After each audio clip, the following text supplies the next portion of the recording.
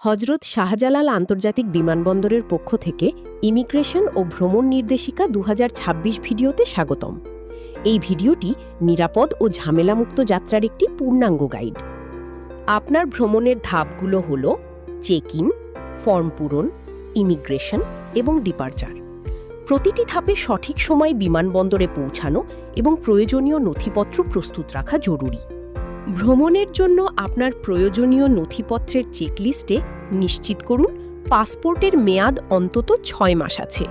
Return ticket, থাকার প্রমাণ, পর্যাপ্ত তহবিল এবং প্রয়োজন সাপেক্ষে ভ্যাকসিন কার্ড সাথে রাখুন। ডিপার্চারের প্রোটোকল শুরু হয় চেক ইন কাউন্টারে। এখানে পাসপোর্ট ও টিকিট দেখিয়ে বোর্ডিং পাস সংগ্রহ করুন।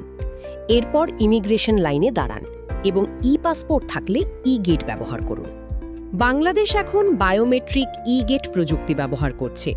এটি ফেশিয়াল রেকগনিশন এবং চিপ যাচাইয়ের মাধ্যমে মাত্র ৩০ সেকেন্ডে কাজ সম্পন্ন করে। বৈধ পাসপোর্টধারী বাংলাদেশি নাগরিকরা এই সুবিধা নিতে পারেন। ইমিগ্রেশন অফিসারের সাধারণ জিজ্ঞাসাবাদের জন্য প্রস্তুত থাকুন। আপনার ভ্রমণের উদ্দেশ্য, অবস্থানের মেয়াদকাল এবং আর্থিক সামর্থ্য সম্পর্কে স্পষ্ট উত্তর দিন।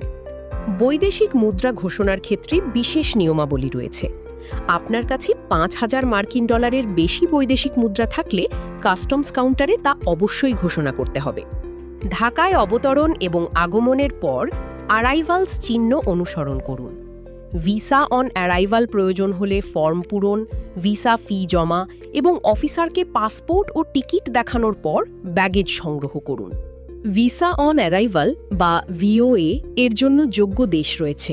ফি ৫০ মার্কিন ডলার এবং মেয়াদ ৩০ দিন, যা একবার বাড়ানো সম্ভব। রিটার্ন টিকিট ও হোটেলের কপি সাথে থাকা বাধ্যতামূলক।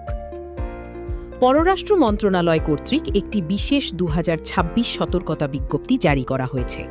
জাতীয় গণভোট ও নির্বাচনের কারণে ১৫ জানুয়ারি থেকে ১৫ ফেব্রুয়ারি ২০২৬ পর্যন্ত ভিওএ সেবা সাময়িকভাবে বন্ধ থাকবে।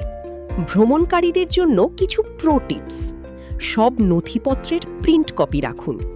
ভিসা ফিয়ের জন্য নতুন ও নিখুঁত ডলার নোট সাথে রাখুন এবং ব্যাগেজ বেল্ট এলাকায় বিনামূল্যে ট্রলি সুবিধা নিন।